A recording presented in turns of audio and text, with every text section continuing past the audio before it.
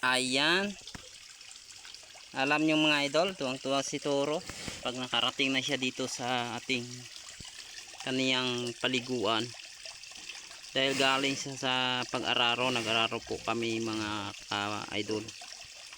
Kaya nagkaroon siya ng sobrang pagod. Saka ilagay ko dito dahil para ito ay madali siyang magkaroon ng sigla or lakas mga idol. So ang lalim idol, oh, puro tubig, pero ngayon medyo nagbahar yung tubig, oh. Yan, medyo nagbahar konti ang tubig mga idol dahil sa sobrang init. Ano ba yan? Tali na yan. Ayan, ito po yung ating so by the way, let's go. Bye bye Toro, magpahinga ka dyan ng mabuti. So, mamaya mag-araro naman tayo. Punta naman tayo sa other nating trabaho mga idol, like sa pagpuputol ng kawayan, oh. Yan, ganito naman gawain natin ngayon. Putol naman tayo ng kawayan. Pahinga muna tayo konti. Ito po yung taniman natin ng banana mga idol. Yun, oh. Yun, oh. So malapit na po tayo sa ating farm site dito sa ating inaararo ngayon sa cultivating area.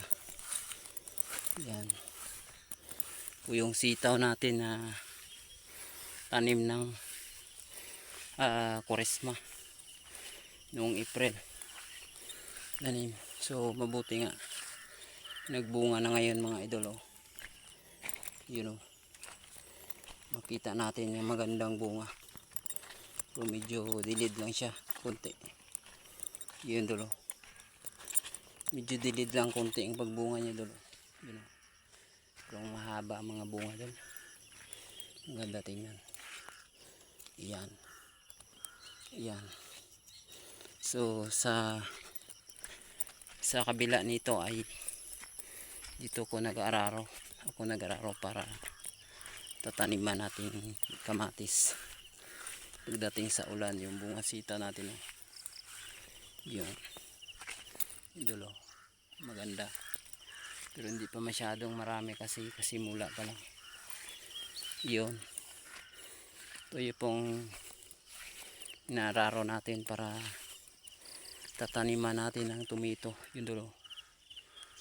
So masyadong maganda ng pagka cultivate ng lupa. Kailangan natin cultivation ng lupa. Yun na dulo. Yun, medyo malinis na siya doon. Dalawang agi ng araro. Yung sili natin na labuyo, tinamaan sa sobrang init ng panahon. Yun, oh. Yan. Yung barracks namin doon, punong-puno ng aso. Ang barracks namin ay punong-puno ng mga aso. Yun, oh. Ayun. Yung maliit na to, maliit na ito. Maliit na to, maliit na to, gwapo, maliit na mga aso. Ayun dulo. Ayan.